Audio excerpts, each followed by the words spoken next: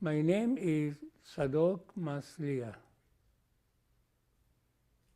What's the story of your name? My birth name was Saleh. Saleh until I arrived in Israel and I went to the high school to finish my high school there.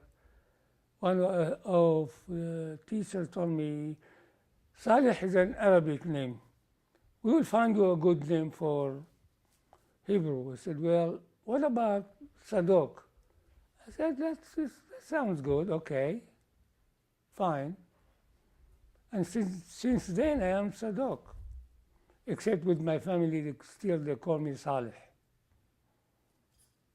Where does the name Masliyah come from? What is Masliyah?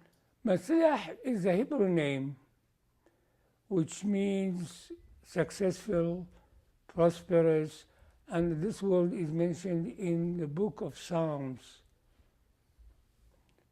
also. When they're talking about the righteous man. Can you tell me about your father, about his background? Remember to tell me his name too. Yeah, my father was born in Iraq also.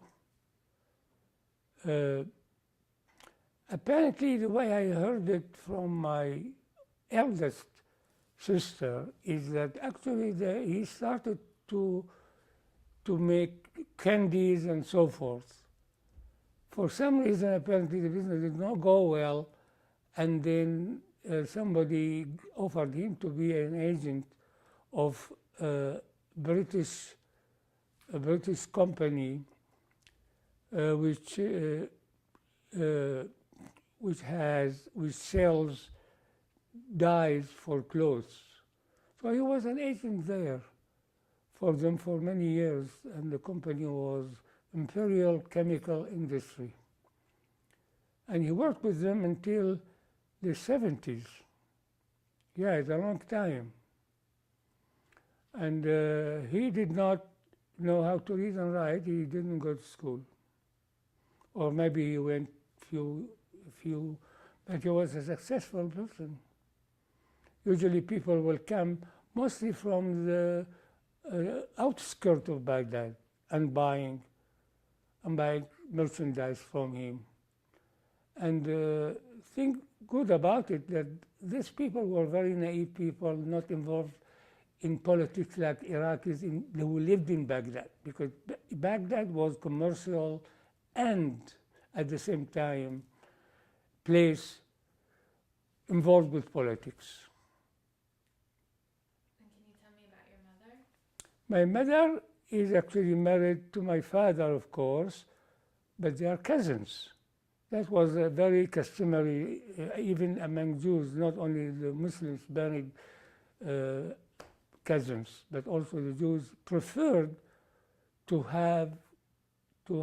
marry somebody from the family, because for maybe two reasons. One, the money will stay in the family. Second, they know the person.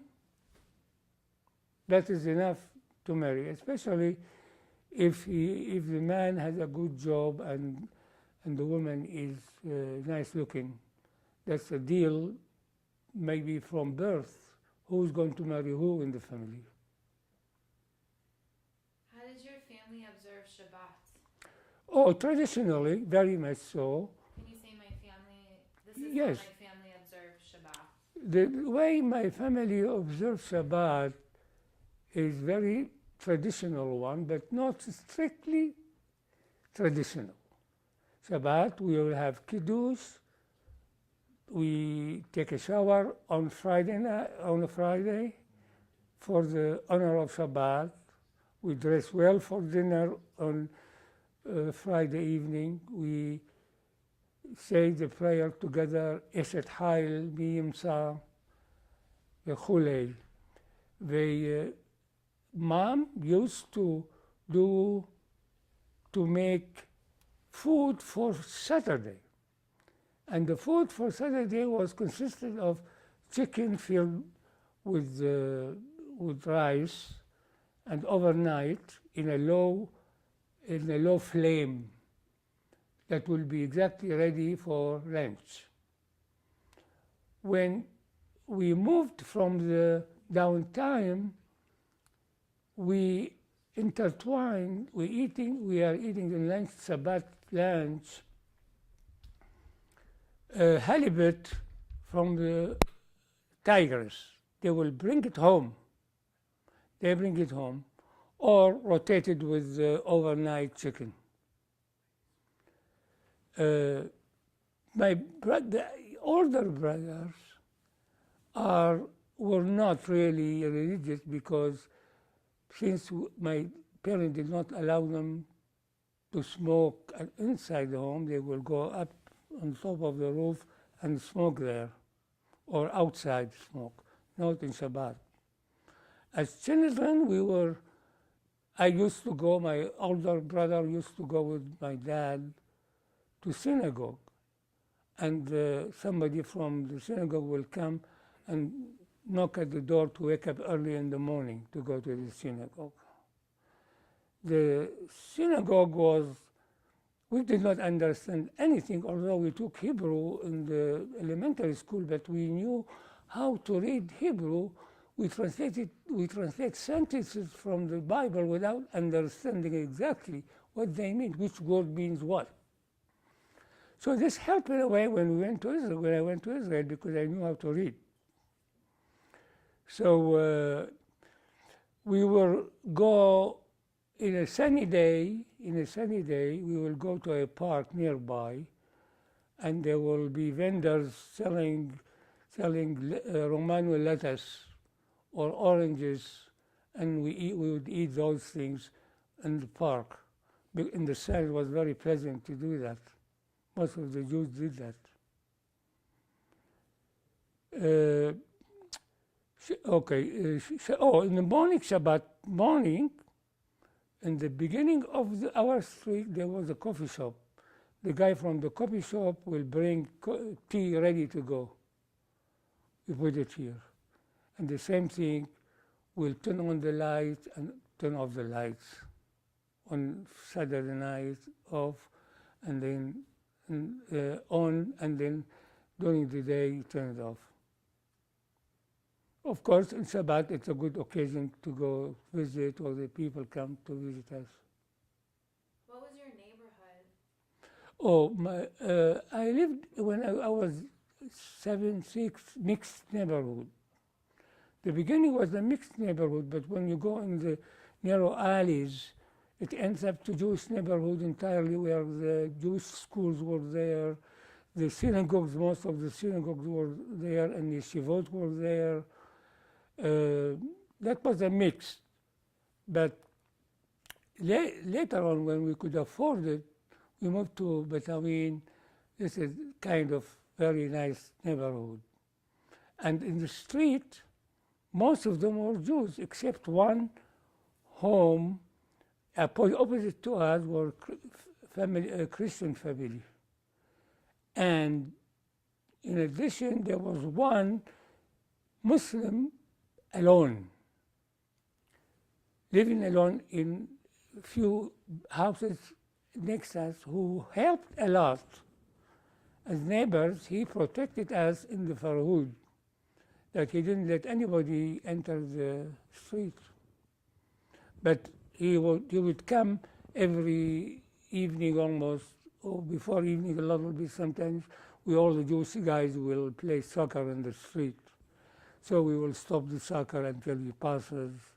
We give him kind of respect.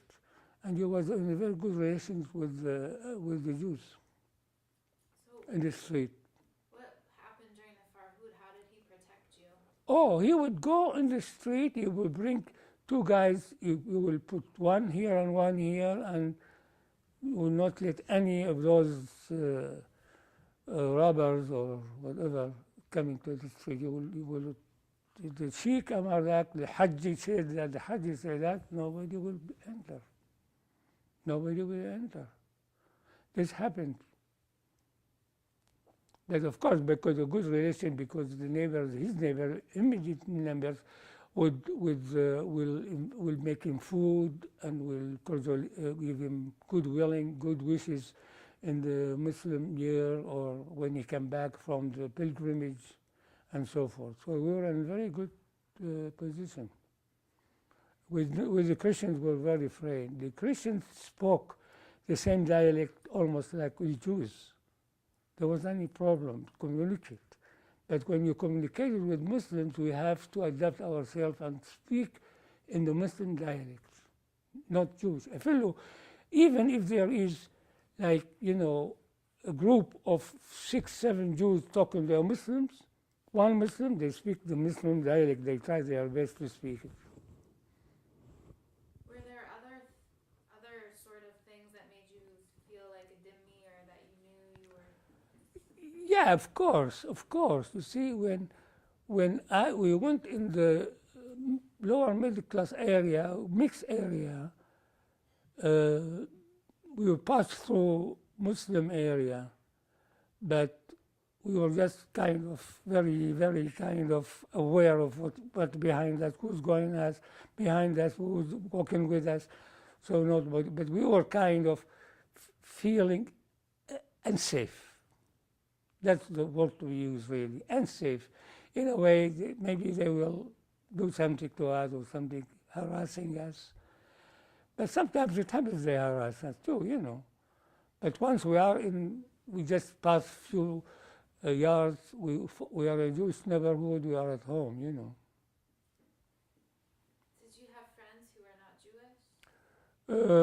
No, only in the high school, which I didn't stay long in Israel, it's only half an hour, in junior year, there were Muslim students, only few, because there was a sense either of an Arabic teacher who was an Arab, or a son of a minister, because they thought they want to keep the sons from the politics, and they want their sons to get good education, because Shamash school was very, very excellent school, because the language in the higher, I studied, for example, although half an hour, all my geometry and all the science one in English, and then they shifted to Arabic because you have to pass the government thing. That was very good, famous school. I mean, mostly when this school came the first in Iraq almost every year. In who is the first over Iraq, who is the second in Iraq? Nouri, this is one of my brothers, is graduated from there, the second in Iraq. And the first one also was Jewish. It's amazing. And of course was the Alliance School for girls. That played a big role for those people who studied there, and girls especially, girls. Because it was kind of, they brought books from France to teach French, elementary French, nothing fancy. But when I went to the high school, for the half hour I spent in the junior year, there were a mixture. People who graduated from Jewish school, English was the second language, and the other one came from the Alliance, which was much smarter than us. They were really smarter. They spoke fluent French amazingly. As I told you, in the high school, this is the first Jewish school in Iraq that let girls go to school with boys, co-ed education. You saw in the pictures I brought from the school that time, there was about 16 girls. Yeah, it shows you that it played the Alliance played very good. The American in education played a big role in the education of Jews in the Middle East usually. In Morocco, the Alliance worked very hard too. In your Jewish community, were the boys and girls equal, though? Yeah, I mean, the mixture was only at the school, or only if there is any celebration of bar mitzvah or wedding. No, the girls were, of course, looked at it a little bit, not as equal, the way I saw it.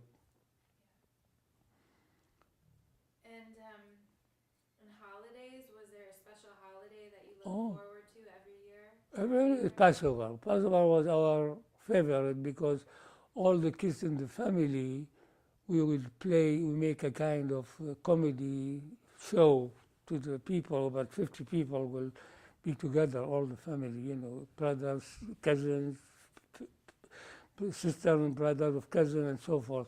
We make a presentation in Arabic, funny one to make them laugh, and that one. And of course, Purim is our favorite because you have a goodies, dried fruits, a lot, and nuts and fruits, and we get many kinds of from the parents. That's what our favorite one was.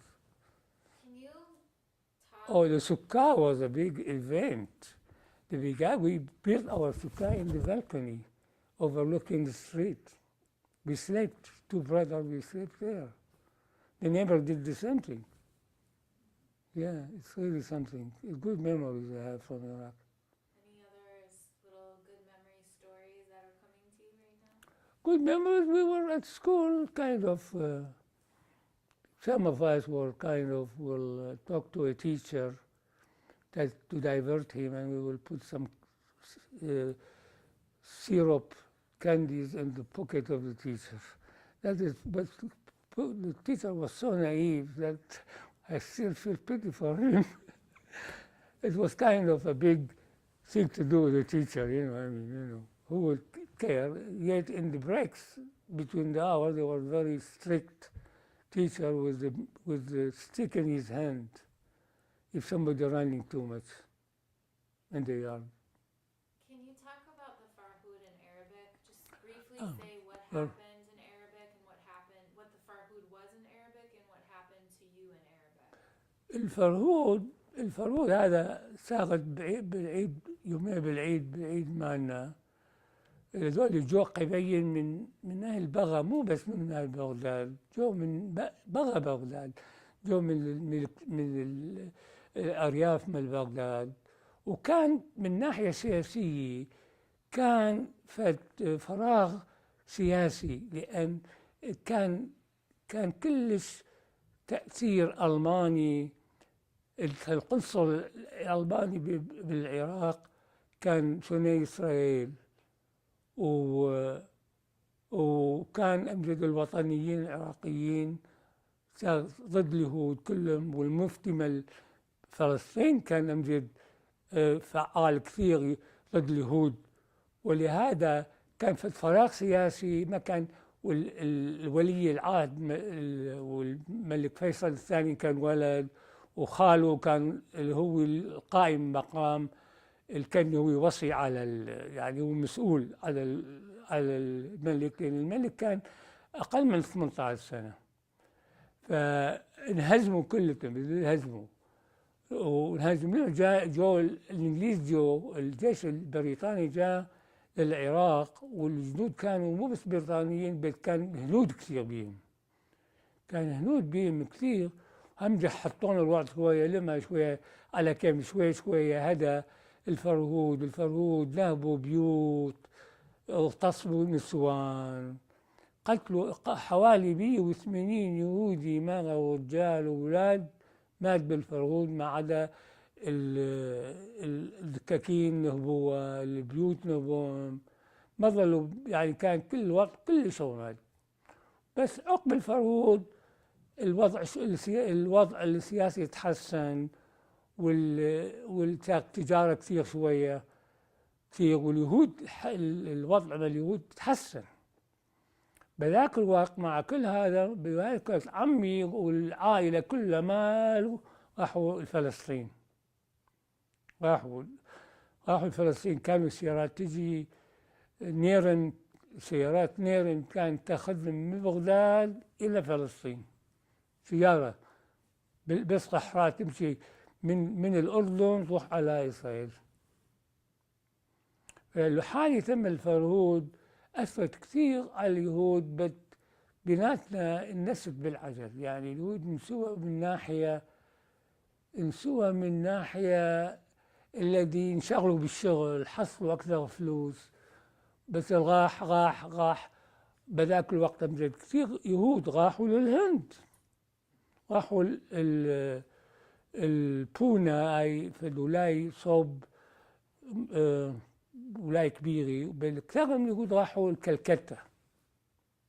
كلكتة بين عائلة ساسون، عائلة ساسون المشهورة كان كلش كان عندهم مصانع كثير، وكانوا ياخذوهم اليهود من بغداد كثير لما يجون من بغداد إلى الهند. وبالحقيقة هم ساعدوا كثير لذول طلعوا بالهولوكوست، انهزموا من ألمانيا من هنغاريا راحوا للهند، اهتموا اليهود العراقيين بهم كثير بالهند. بعد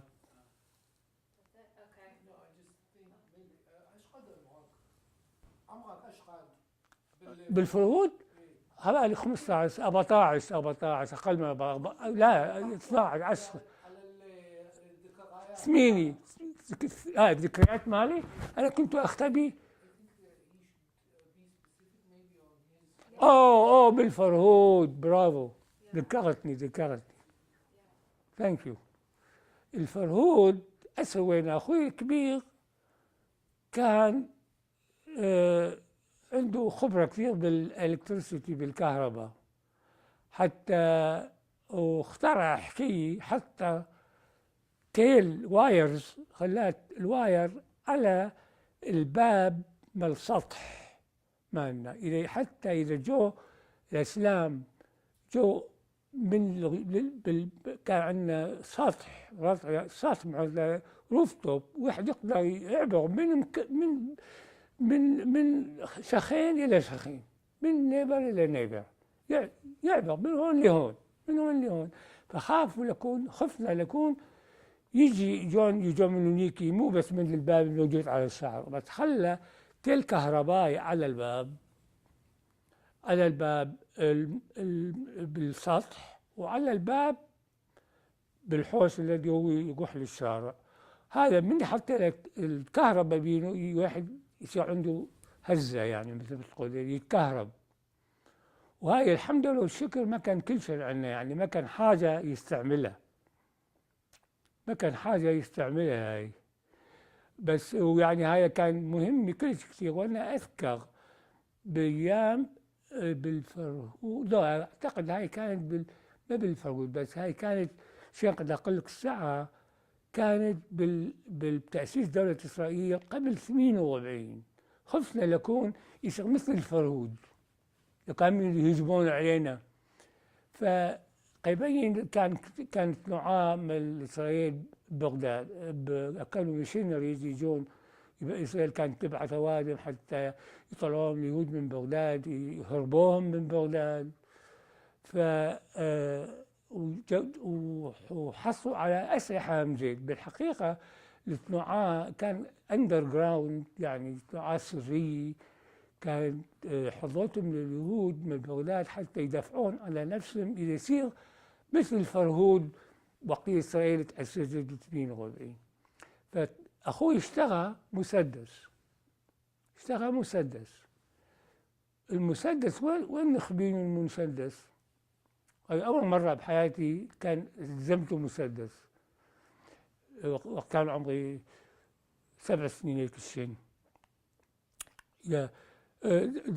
وين اكو عندنا نحن فين بالسطح، ما كان عندنا سقف بالبيت. اذا الماء تمطر، الماء ينزل من فوق يروح للبلوعه. السوج يعني الزحيد كانوا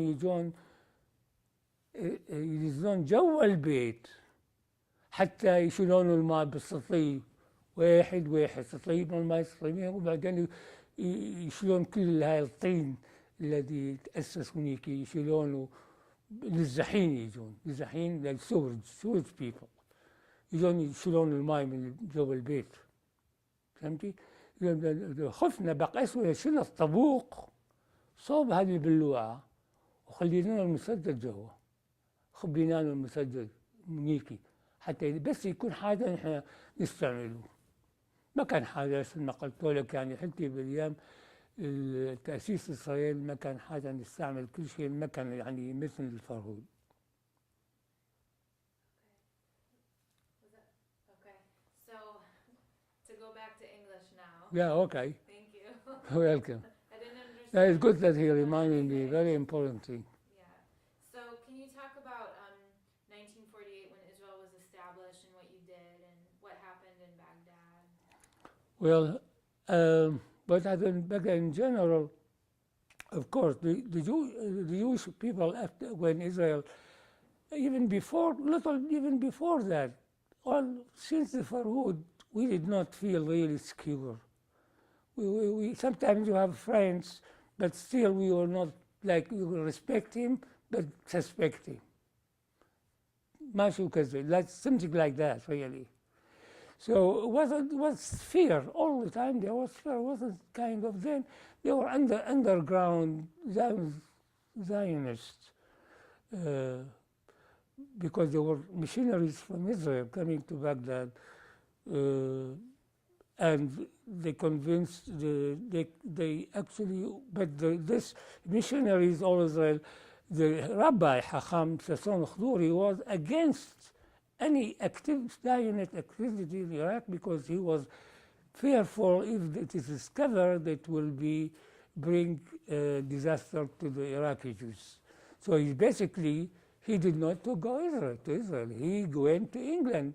The Jews, most of the Iraqi Jews went to Israel, but he stayed in Iraq. He went to London after that because he was against, for some reason, I don't know whether this reason or he didn't feel comfortable to go to deal with the rabbis in Israel because there was kind of some bad news coming from Israel, the economy of Israel, food with coupons, all in portions you get. So the Jews were at this, but a lot of Jewish people not only were in the Zionists, it was in the Communist Party too. What about you? I was not up to it because I was young. I mean, neither my brother was involved. Not Zionism, not communism. No, thank you. Thank you. I'm fine. No, your throat is a bit not dry. A little bit. Yeah, you feel it better than I do. Want another sip? No, thank you. I'm fine, thank you. So, what were you talking about? About what? Yeah, we were really in fear, a lot of fear. And even some Jews did business with Muslim, put in front Muslim, and they used the back one. Because this is the way business went better.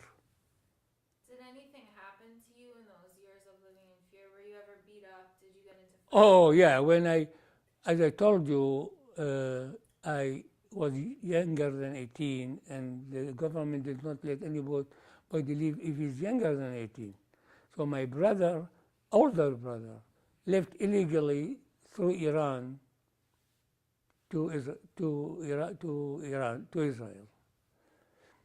And so since we didn't have any pictures in the Iraqi ID, citizenship, I took his name with his age and name.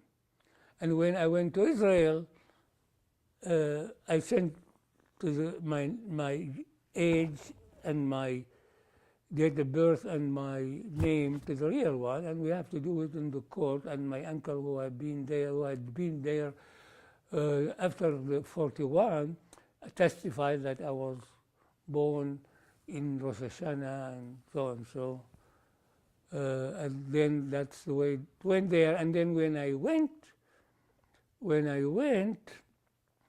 I had a Kodak 2 camera, which was at that time the camera, because we have box camera, a small one. And I was really wanted to take it with me, and I know they wouldn't let it. So we have a Jewish friend who lived outside the country, in the countryside, who had good relationship with Muslims, who was checking the baggage of the travelers. So we gave him 5 dinars, at that time, we did through the lady to pass it. And then I took two suitcases with me, although I was one person, and it went fine because of him. You know, when I went up the airplane, I rushed in the stairs, said, the police told me, come down, come down. I said, God, what happened? Came down, stairs came down. Why? He gave me slap in my face and said, why are you in a hurry? Go. That's the incident I remember very well.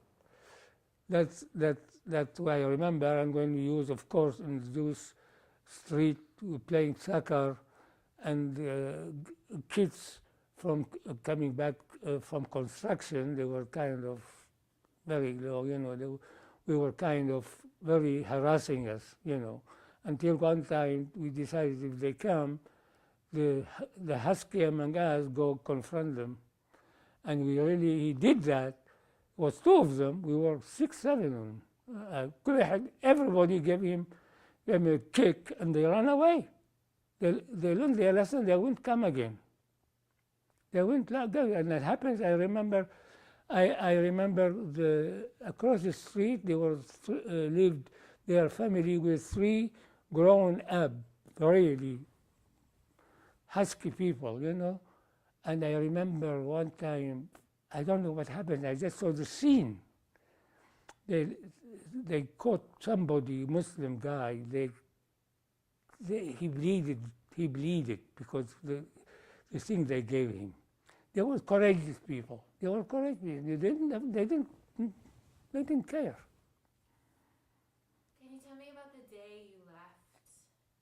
The day you left Iraq, do you remember it? Yeah, I remember, you know, the synagogue from where the buses left to the airport were only 2 streets from me. Wasn't hard, but I have to tell you a story about this synagogue.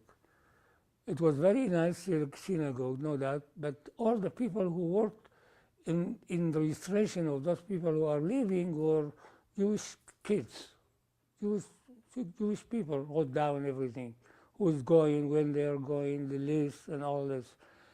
And there was very slow registrations to leave. I don't know whether you heard this story from other people, but there was not many, at the beginning, especially when the government announced that if you give up your citizenship, you can go to Cyprus, and from Cyprus to go to Israel. Later on became going straight from Baghdad to Israel later on, in the later stages. But the arrangement of this thing, nobody knows how the Iraqi government allowed the Jews to leave Iraq. And I tell you that I did research on Iraqi Jews, analytical Iraqi Jews, political things, Zionism in Iraq, and I saw there what is written. The Iraqis were not stupid. The Iraqis, they knew what they did. There were some nationalists, members of Iraqi parliament, who were against leave the Jews out of Iraq. And the reason was because he said they are going to be soldiers to Israel, we are sending ammunition to our enemy. But the thing that played role with it is the fact that the Iraqi Jews who were communists gave them a big headache, more than the Zionists, because both were underground. You understand what I'm saying? They gave a big headache, and then with the British pressure on the government, and actually the people who were really running behind the scene, the event in Iraq are the British. Iraq was under the mandate, and Nouri Said, who was the Prime Minister, and Saleh Jabr, who was internal secretary, was pro-British and under the influence all the time. I mean, they are bribed. The fact that Said, the prime minister, his son has a airline company. And there was a talk that he will take with his plane Iraqis Jews to Israel, to Cyprus rather at that time. But for political reason, he gave the idea, provided that he gets many. This is a story I'm telling you that Shlomo Hillel, who was active in the Iraqi community, and Mapai in Israel, he was Haber Knesset also in Israel, wrote in his book that this son got many, I don't know the amount, for each Iraqi who left Iraq to Cyprus or Israel later. And that was actually this arrangement of negotiation to leave with the plane, was from a plane, turned out to be the British plane, but behind it was Israel to save the Jews. But what's your story of leaving? Can you tell me the day that you left, your memories of waking up in the morning and going to the airport and then arriving in Israel? Yeah, I was very ready to go. I was just afraid, something will happen, like thrown bomb because of the kind of a slow registration. After the bomb was thrown, nobody knows who did it. Some people said some bad Muslim did it. Some people that underground with some instruction from Israel told them to scare them off. Well, indeed, the Iraqi Jews after that in mass registered and left. In the 51, about maybe 6,000 Jews out of 130, 120,000 Iraqi stayed here, and then they left in the 60s and in the 70s. When you left, did you leave with your family? No, I left alone. Oh, I tell you something. At that time when I left, the one Victor I mentioned, he left illegally. Nuri, he finished high school and he wanted to go to the medical school because he's Jewish, they did not let him in. So he looked to go to America to study, and sure enough, he did the examinations and all of this, passed it. He studied in Philadelphia. He studied medicine. He finished there, and then he practiced here all the time from that time. And the older than him, Joseph, stayed with Dad in the business, because apparently all my dad's business was connected to the people from outside Baghdad. And people owed him a lot of money. We had the house we didn't sold. We had a house we didn't, sold, yeah, right. And we have some debts that my father did not receive yet. And don't forget, situation after 41, economic situation in Baghdad, the economic situation of youth, a little bit improved. So some Iraqis forget there was Farhud. But the majority after, of course, did not go. My uncle went with the family after Farhud, left, and he was very good for us, because when I left alone, where do I go? I stayed in the transit camps near Haifa for a month in the tents, until my cousin came from Jerusalem. They lived. My cousin came and took me out their home for a while. And then my sister came. My sister with her husband and child came to Israel, and they bought a home by the money that my dad sent during this time, all the time. And then I moved to live with her, and then I went to high school in Givatayim. But in the high school, the thing that still kind of bugs me until now, I remember I was I was one who came from Iraq who knows a little bit Hebrew, not very much, because I studied Hebrew before I go there. And there was one survival who sat next to me. I sat next to him from the Shoah, from the Holocaust, from Czechoslovakia. He's the only friend I had there.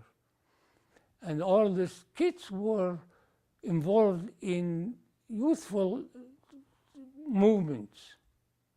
They go like what Mapai, Mapam, at that time, leftist, not leftist. And I was, of course, my Hebrew wasn't good. No, and I have to take Hebrew literature. I have to write essays on Hebrew literature. Luckily, I knew Arabic. Arabic is very close to Hebrew.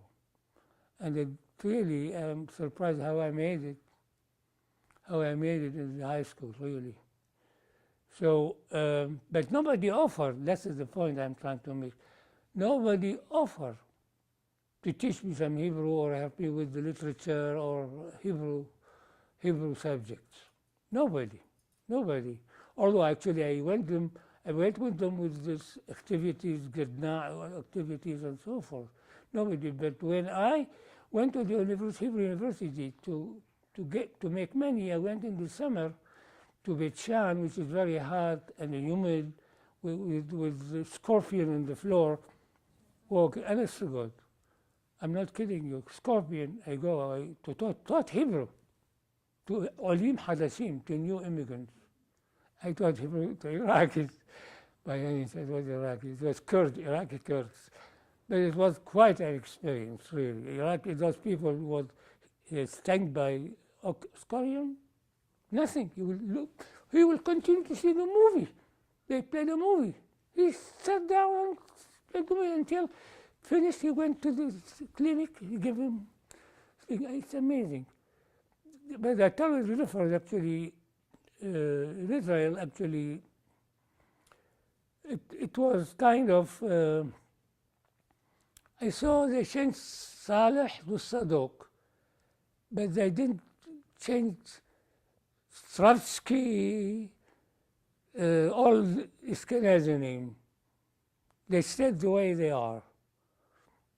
And then when I worked in the Knesset 4 years as an interpreter, and I was in sessions, I translated also to the Arab newspaper, and I saw the politics, I tell you very frankly, I got out with the impression that this member of Knesset, they care, but they care more about their seats, stay in their seats more than anybody else. Politics were dirty. Here is dirty, there dirty, everywhere is dirty, not only in Israel or here. But kind of I don't trust any politician, whether he is an Arab or Israeli or American. So ask my wife, she will tell you how I'm so kind of, I always look, what is the aim? What is the political purpose of doing this? When did your parents come to Israel? Oh, in the 70s. My sister, older sister, was married, and my brother, they were in prison before that because they tried to leave Iraq with fake passports. They bribed a Jewish guy who had connection with some people who work with CIA, with the Department of Passport, and bribed them. And they were in the prison for a month, 2 months, until we bribed people to get them out. I used to take food from one side, Jewish neighborhood, to Muslim neighborhood, pure Muslim, pure. I was afraid, but who would do it? I was like 15, something like that. I knew the way. Sometimes I take horse carriage, or I take taxi to go there. All those years that your parents were in Iraq, what were they doing? How did they survive? Oh, there was a time when this Arab came after Saddam Hussein. I tell you the funny thing about it, or strange rather. under Abdul Karim Qasim in 58, this coup that he made killed all the Hashemites, killed all the Hashemite family. All of them. Poor guy, 18 years old king, killed him. He didn't do anything. And then there was another, his aide had coup d'etat after a few years. Or I don't know whether it was because Abdul Karim Qasim believed in socialism. He kind of bent to Russia more than America. And there are some rumors that the one who got Abdul Qasim, in fact, there was one Iraqi, Jewish Iraqi, who reached colonel in the Iraqi military. One. And he was the trainer of Abdul Karim Qasim. I heard the story, real story, from the father in Israel. This guy, after all the Iraqis left and the change of regime, Abdul Karim Qasim, this colonel went, a Jewish colonel, to Abdul Qasim. Right away, he got straight with no word. I told him, Honor, I want to go to London. I want passport. Come on, he told me, come on, don't tell me you are going to Palestine. Fine, no, you want to go to Israel? Fine, go. All right, he gave him the permission, passport to leave to London, and from London went to Israel. That is the colonel. Actually, his son did not tell the story. I told him the story before he knew it from his father. But what about your parents? Yes, my parents were investigated, my father, my brother. The ones who stayed in Iraq was only one brother who helped my father in work, and a sister younger than me, and my mother. And there was cousins also who stayed. They had business. They were terrible. They were very, very, very bad situation. Abdul Karim Qasim hanged Jews, and put a lot of people. I don't know how they got out. Actually, they are very lucky to be safe to live in the 70s. Really, in between, a lot of changes in the regime, and many bribes played a big role. Who's who played a big role. In fact, Saddam Hussein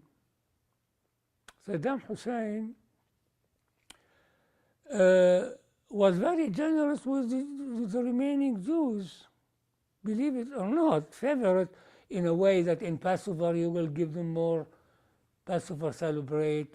This is a real story. With all, but he did bad, but he did not do so much to the Jews. It is the regime.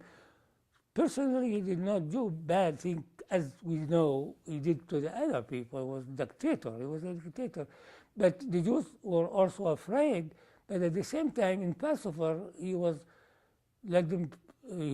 guarded the synagogues.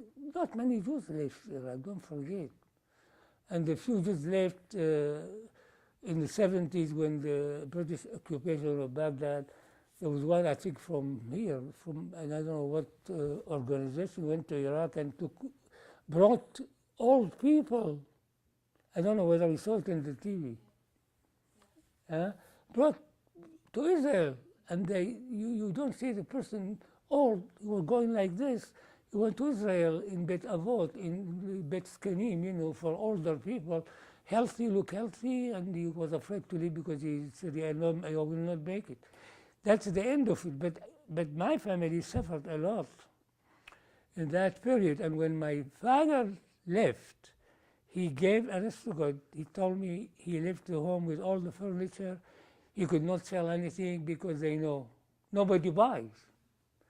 He gave the key of the house, honest to God, with all the furniture, everything, to his two Muslim helpers in the shop, and they left. All the money he has is what he left before he left Iraq in the 40s, in between 40 to 50s, the 70s. Where did they go? Go to England, 6 months, said about 3 months, and then came to Israel after that. After 6 months, my dad passed away. And you ask me, we are 8 people in the family, 8 kids, 6 boys and 2 girls. Of all these 8 people, my parents did not attend more than 2 weddings that took place in Iraq. The rest, they could not go to Switzerland to the wedding. They could not come to my wedding. They could not come to the guy in Canada to wedding. They could not go to my brother in San Diego to the wedding. The only time I saw them was actually in 73. My brother in Israel and I went to Turkey. We met my father there. We took a picture in Istanbul as a memory for it.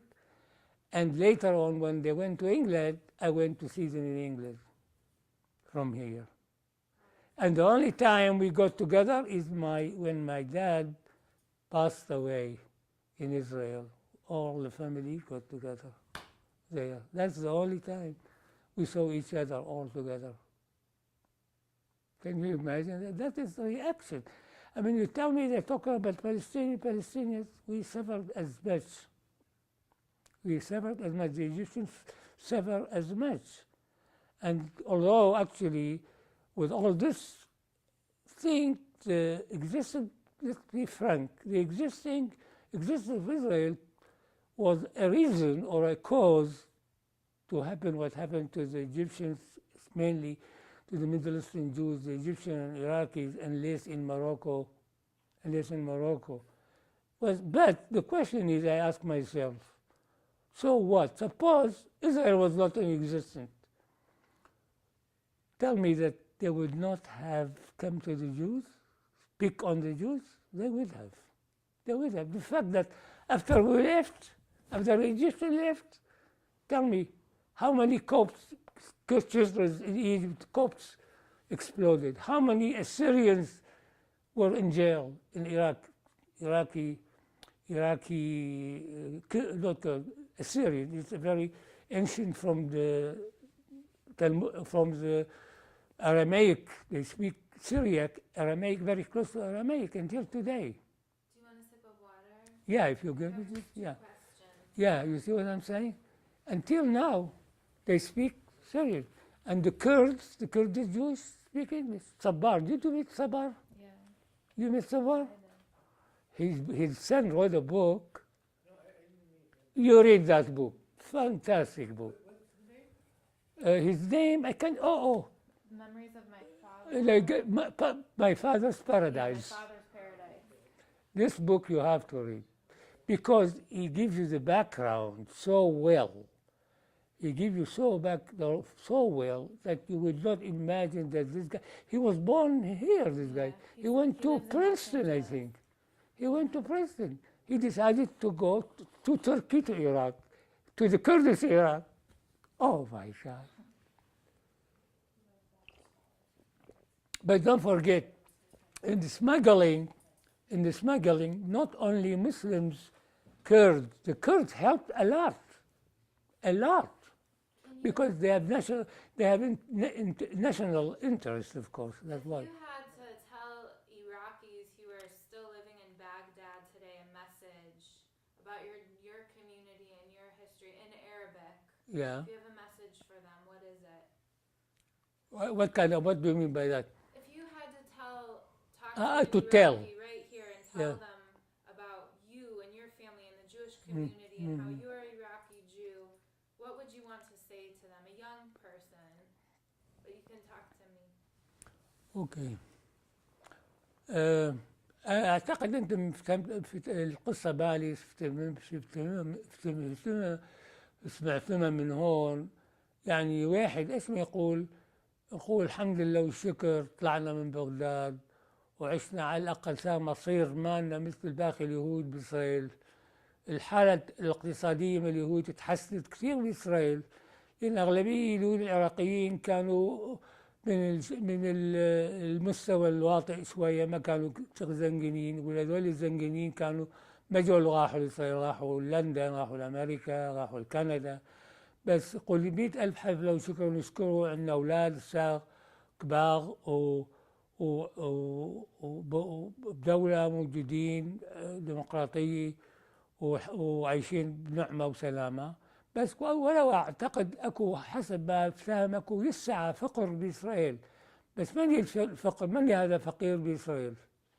They say until now there are poverty in Israel. Who is poor in Israel? I know that a lot of Iraqis, their condition improved in Israel. A lot of them. I said this in Arabic too. يعني أعتقد أنا أفتكر هذا التغيير اللي صار عندنا كلش مهم. بس أنا كلش فرحان بأن اليهود العراقيين ما فقدوا الهوية العراقية مالهم. مثلا شوفهم بإسرائيل أكو إسرائيلي عراقي عايش بإسرائيل يغني عربي. والله رحت مرة، كنت بإسرائيل مرة مرتين ثلاثة، عينت رحت بسخونات التكفى، كان حفلة عراقية، كلهم عراقيين، بس أكثر من العراقيين كانوا يغنون عربي، وما تقول هذا ما عراقي. صحيح ولا لا؟ والله تسمعين يعني واحد يسمع عربي يقول يروح هذا يغني ببغداد يقول هذا عراقي قح. لأن كان عندنا في المسورة، كان تقليد، كان عندنا موسيقى عراقية. العراقيين ب 1930 محطة بغداد كان 80% عراقيين مغنيين، 80%، 80% Iraqi singers. كشي عراق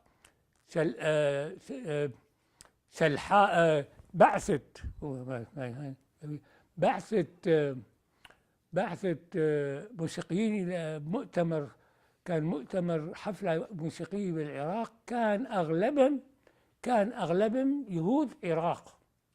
يهود عراقيين. يقول لك حتى صدام حتى الكويتيين هاي ما أعرف دعاية ولا ما أعرف، يقولون بين الأمير من الكويت اقترح على داود الكويتي وصالح الحويري يغنون بالكويت ويعيشون بالكويت. اوف كورس طبعا يخافون يروحون الكويت، ما معقولة.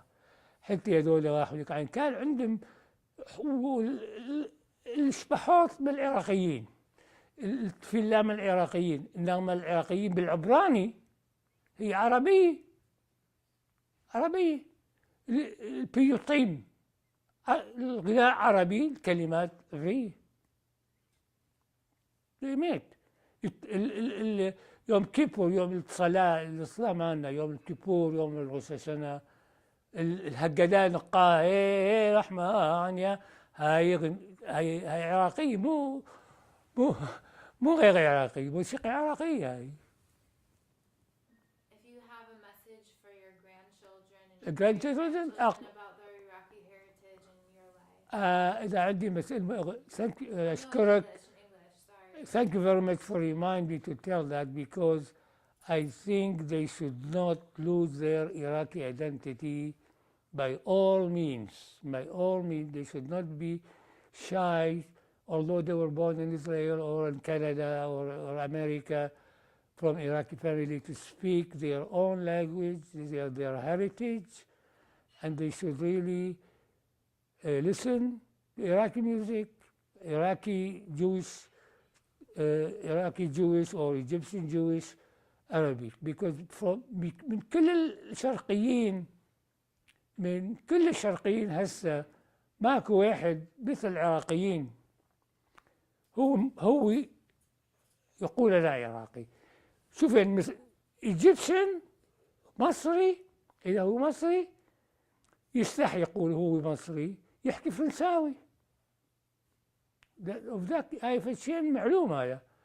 العراقيين ما فقدوا الهوية مالهم.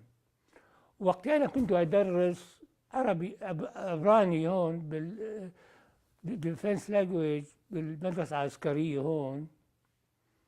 عراقيين كثيرين. الآن إسلام نصارى أحكي وياهم أنا عربي يعني يفرحون لازم أجيب لهم حكايات عراقية وأحكي لهم إسلام زي وياي شو اسمه يقدرون هاي كثير. They really appreciate Arab Muslims that I met in DLI. I speak Arabic with them. And they appreciated them speaking Iraqis. And I like Iraqi Egyptian songs and so forth. ويتعجبون كثير شلون يعني أنا and they are very surprised how I did not lose my Iraqi identity. I said, why should I lose? That's life. I'm Iraqi, if I like it or not. Okay, I think that's good. I think we got a lot. Yeah, but I tell you, Iraqi in Israel became like black is beautiful. Yeah. They were here persecuted. Now they طلعوا black beautiful. Iraqi is beautiful. Arabic is beautiful. This inferiority complex that we got by living in Israel, by looking down to us, should go away. Because no more. This is to prove itself that among all the among all the Middle Eastern Jews, the Iraqi Jews were more successful than any Iraqi who lived in Israel. More successful from the Middle East, I mean. But they were also donors to Israel, but they came from the donation, to Israel did not come from. Yeah, we stopped. It stopped. Dookie, do you think I